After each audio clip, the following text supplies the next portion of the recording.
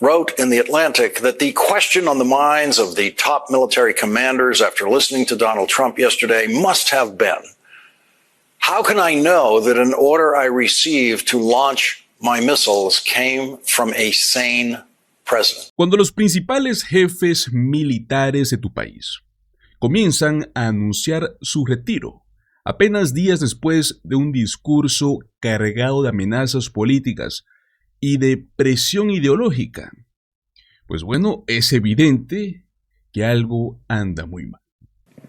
Our job, my job, has been to determine which leaders simply did what they must to answer the prerogatives of civilian leadership, and which leaders are truly invested in the woke department, and therefore incapable of embracing the War Department and executing new lawful orders.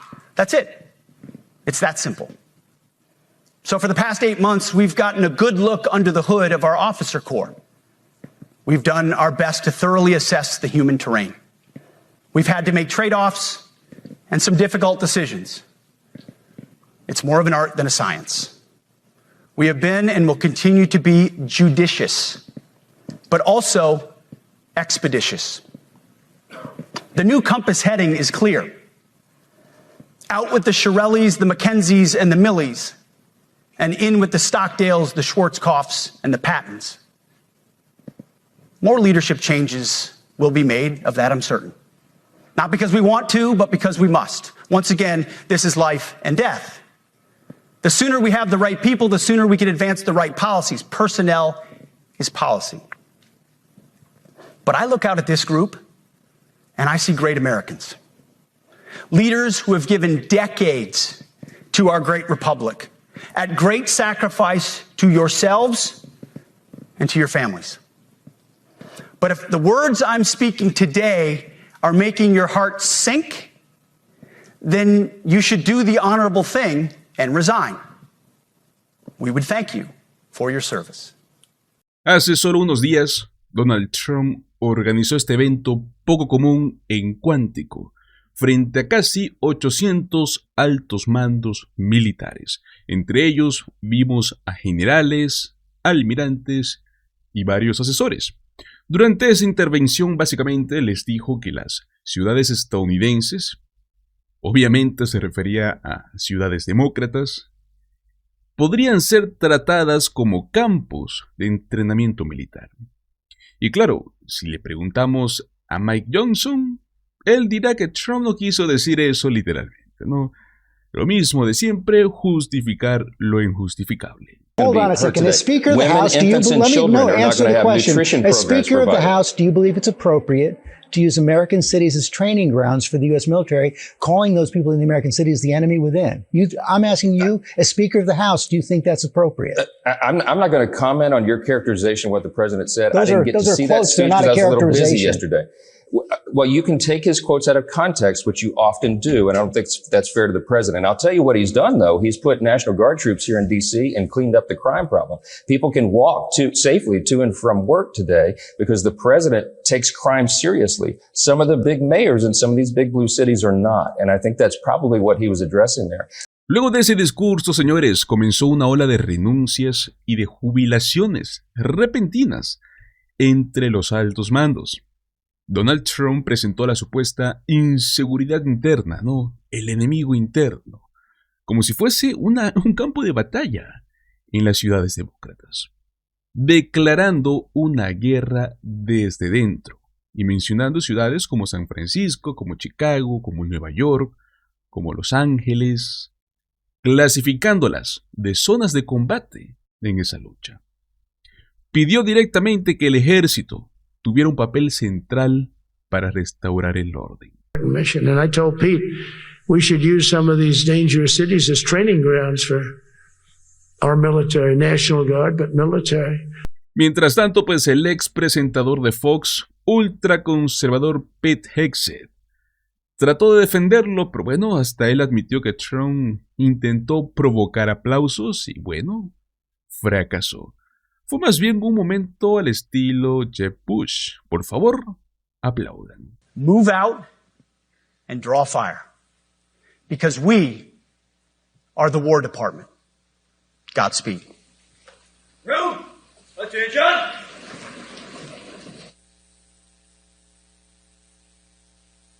I think the next president needs to be a lot quieter, but send a signal that we're prepared to act in the national security interests of this country, to get back in the business of creating a more peaceful world.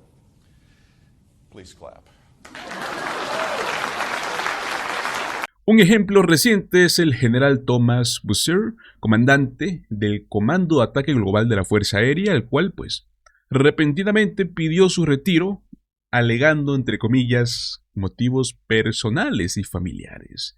Curiosamente, señores, él fue nombrado por el propio Trump para un alto cargo.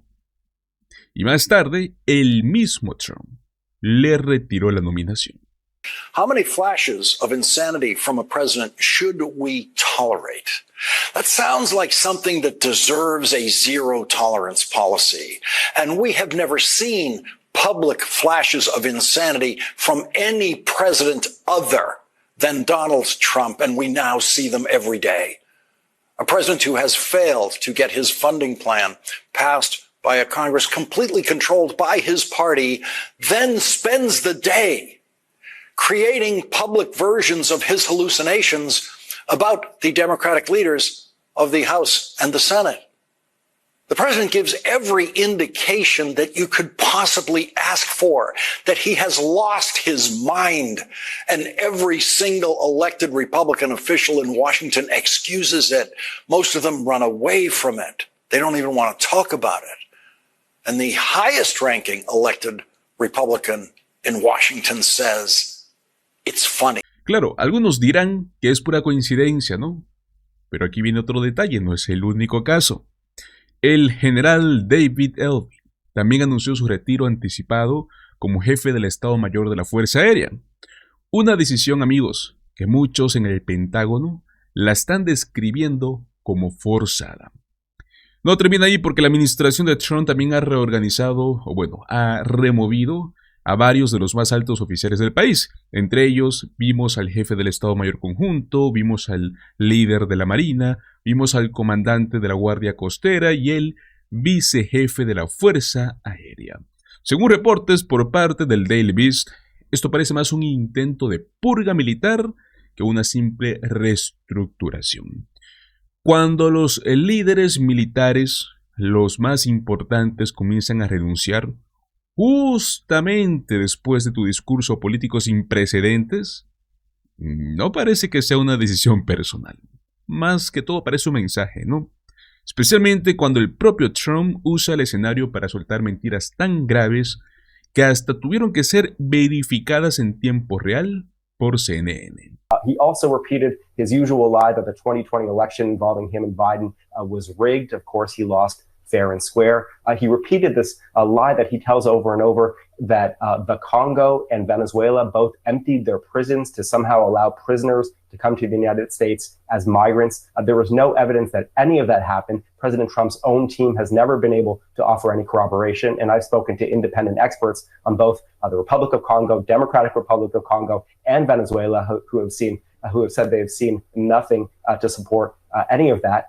President Trump again repeated this claim we've been hearing from him, that Biden let in 25 million migrants. That's up from President Trump's former claim of 21 million. Even that was false. So the actual number is less than half of that, even if you count the millions who were rapidly expelled from the country under COVID-era immigration provisions. So not even close. President Trump again said that President Biden provided $350 billion worth of aid to Ukraine. That's also not even close, even generously by independent expert estimates. The actual number is about half that. And we also heard President Trump repeat this claim he made at the United Nations the other day, that he has settled 7 wars. But even the examples that President Trump cited himself show that that claim is not true. For example, he mentioned the Democratic Republic of Congo and Rwanda. Well, the war involving those two countries has not actually been settled, despite a peace agreement signed under President Trump. Hostilities continue. We have good reporting from the ground. CNN was there last week showing that the fighting continues. And the peace agreement that was signed under Trump did not involve the rebel coalition allegedly backed by Rwanda that's doing much of the fighting. He also mentioned Kosovo and Serbia as a supposed war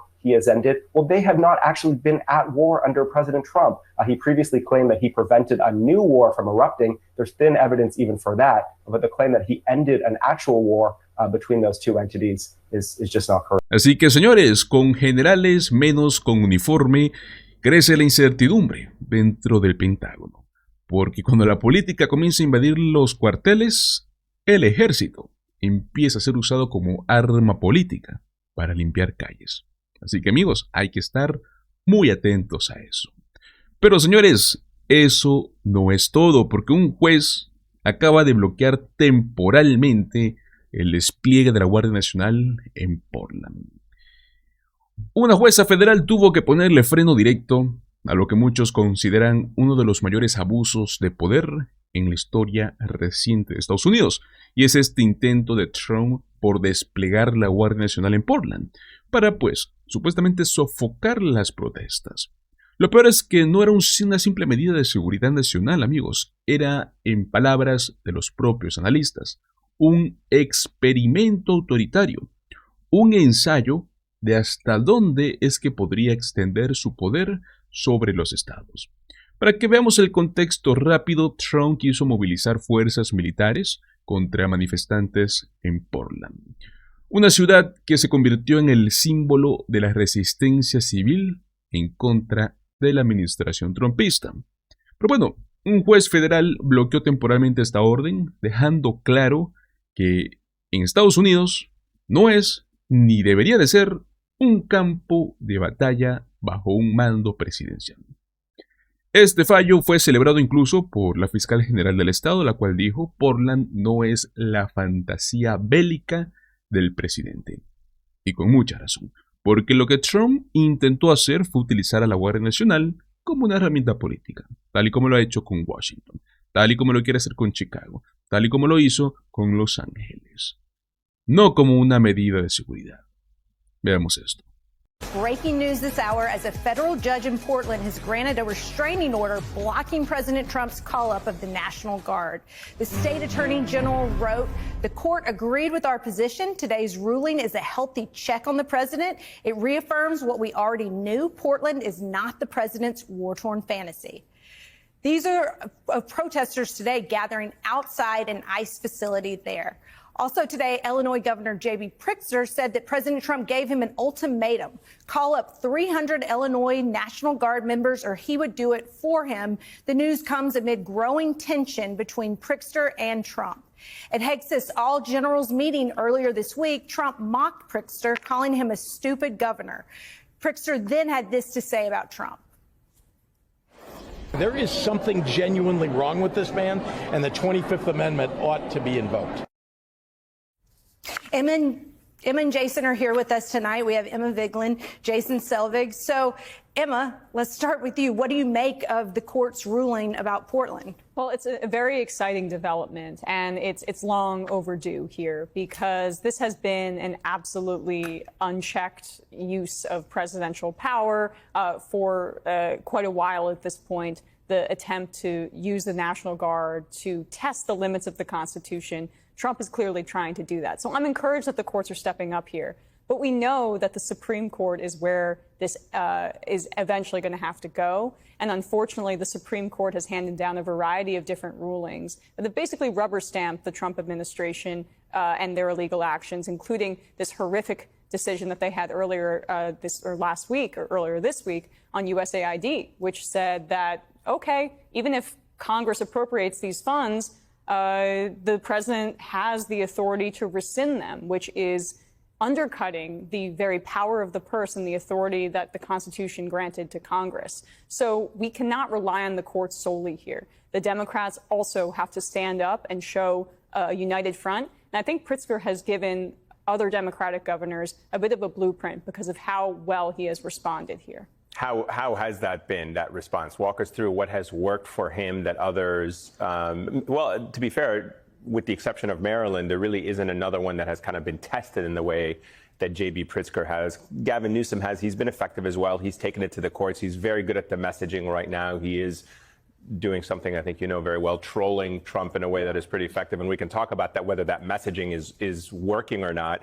But what is J.B. Pritzker doing that is making him successful right now in this fight? I guess my argument is that it's been more successful than, in my view, what Newsom has done. I'm getting a little bit tired of some of the trolling and the gaming language. I mean, how much can we appeal to, I guess, Gavin Newsom's son's favorite shows? I mean, that seems to be what drives what he's been doing on social media. What Pritzker has done has been a lot more serious, and he stood shoulder to shoulder with Brandon Johnson in anticipation of the National Guard being called, as opposed to where I felt like Karen Bass and Gavin Newsom were a little bit more on their back foot.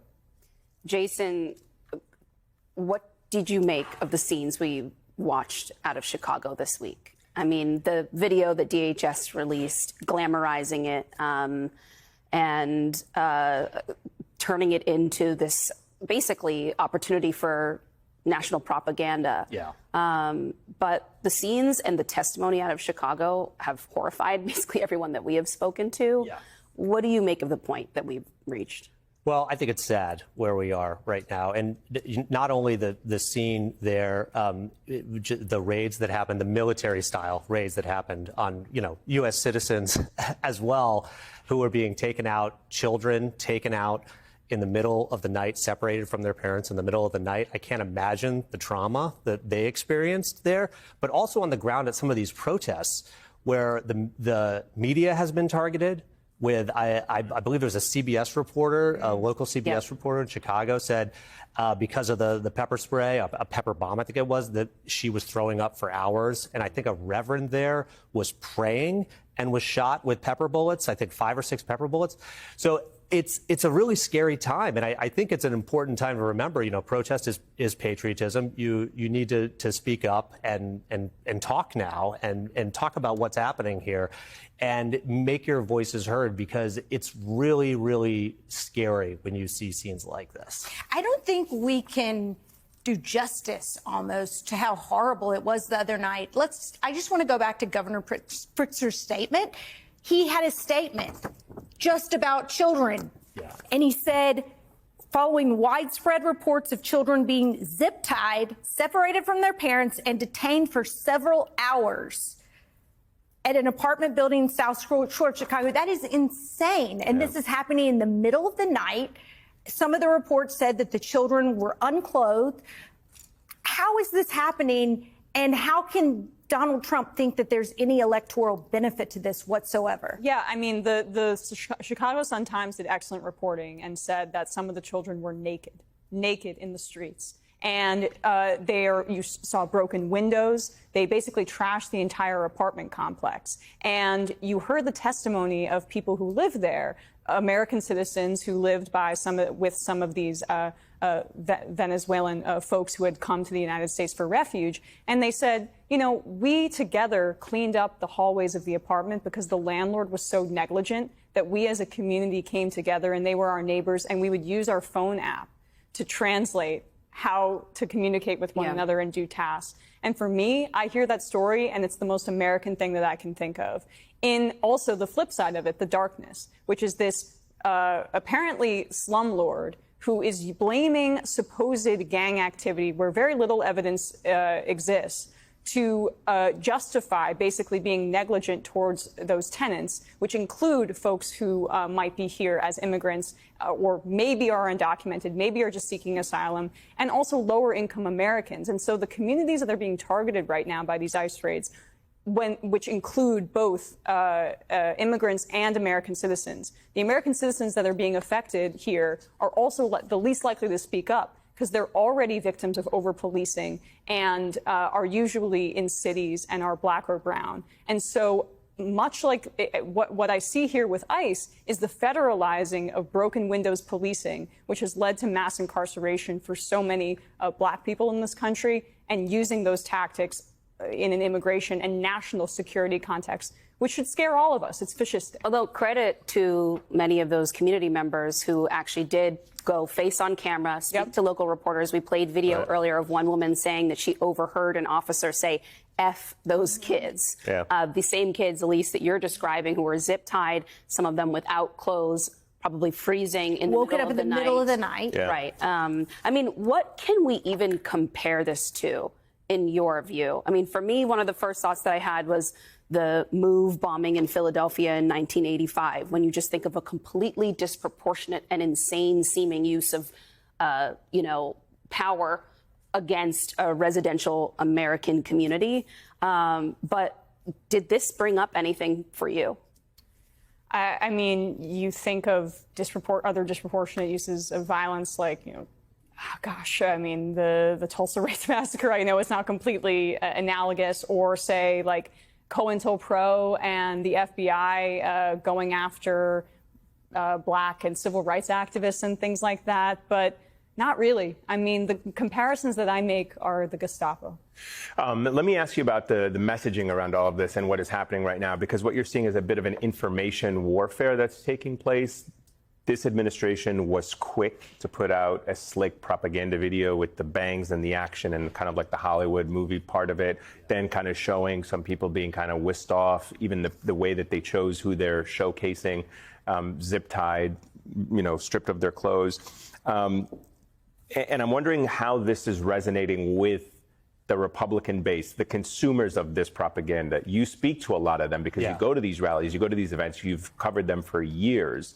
How is this dehumanization playing out with Americans who voted for Donald Trump, or Americans who are consuming this propaganda and maybe like, wait a minute, I didn't sign up for this? Or is this what they wanted? Yeah. Well, I think if they saw some of the videos that we saw and they saw some of the images that we saw, that I want to give a lot of them the benefit of the doubt that they would see those and be disgusted by it and be like, this is not who we are as a country. But unfortunately, a lot of people are getting their news from a totally different set of news sources, and a lot of people are just getting their news from Donald Trump and from videos that he puts out and his administration puts out. So we've talked about this before on the show, about some of the Trump supporters who will chant things like "Ice, Ice, baby," and they look at ICE as like this heroic squad of people who are like saving the country from this evil band of like drug dealers. That's all the people. But if you look at the actual videos of it, which I'm afraid a lot of these Trump supporters are not watching, they're not seeing the same things you and I are, I think you would be swayed. There's still going to be the people who are going to support Kristi Noem, support Donald Trump, no matter what. But I do think if enough people can see what's happening, they will be moved by it. Well, I do think it's a moment like the child separation policy first term, where an awakening outcry, it did lead to anger and I don't know. I feel like the raw emotion of that moment has passed in America, and people still voted for Trump under the banner of mass deportations. I keep reminding myself, I'm a little bit like the signs at the rally. I'm a little bit like you in the sense that every time I want to give people the benefit, or give Americans the benefit of the doubt, that they would see this and say, hey, this is wrong. This is not what we want. We don't want to see Black Hawk helicopters being used against apartment buildings. Then you realize, like, wait a minute, they also stood in a big, arena with mass deportation signs chanting. Esto, mis amigos, es el mejor ejemplo de cómo Trump intenta reescribir las reglas del poder federal. La Guardia Nacional no es una milicia personal del presidente. Peor aún, un ejército privado para castigar a ciudades que no lo apoyan. Es la fuerza del pueblo, en este caso, estadounidense, no del ego de Donald Trump. Lo interesante es que este fallo judicial justo ha llegado cuando Trump había comenzado como que esta especie de campaña militar simbólica, con el discurso político que estuvimos hablando. O sea, porque no solo quería enviar tropas, sino que quería proyectar la imagen del presidente fuerte, del líder, que pone orden frente a los enemigos internos. Pero esa narrativa autoritaria se está desmoronando en tiempo real. Y todo esto gracias a que los tribunales se lo están recordando. Incluso vimos el día de ayer al gobernador de Illinois, J.B. Pritzker, el cual denunció públicamente que Trump lo había amenazado, que si no movilizaba a sus tropas, él lo haría por encima de su autoridad estatal. Señores, eso no solo es una violación al federalismo, es un intento directo por someter a los gobernadores a su voluntad personal. Cuando Pritzker respondió diciendo que hay algo realmente mal con este hombre, muchos coincidieron porque lo que estamos viendo ya no es una simple diferencia política, es un patrón de abuso de poder.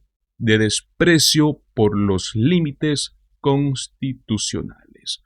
Este fallo judicial, amigos, no solo va a detener temporalmente a la Guardia Nacional, sino que en el fondo es una línea roja, ¿no? Una línea trazada por la democracia estadounidense. Es el recordatorio de que el poder presidencial no puede utilizarse como arma contra el propio pueblo. Y al mismo tiempo, pues nos está dejando una advertencia. El peligro no termina con un solo fallo, porque Trump y su círculo van a seguir buscando maneras para querer expandir esta autoridad, para querer reescribir los límites legales, convertir la seguridad nacional en una excusa para la represión.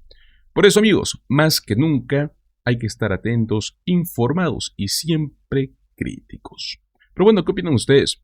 ¿Creen que este fallo va a ser lo suficiente para detener los abusos de poder por parte de Trump? ¿O será que estamos viendo solo el comienzo de algo mucho más grande? Los leo en los comentarios. Muchísimas gracias por acompañarme en este video. Recuerden, como siempre, déjame tu like, comparte el contenido y suscríbete a nuestro canal. Nos vemos en el próximo video. Hasta luego.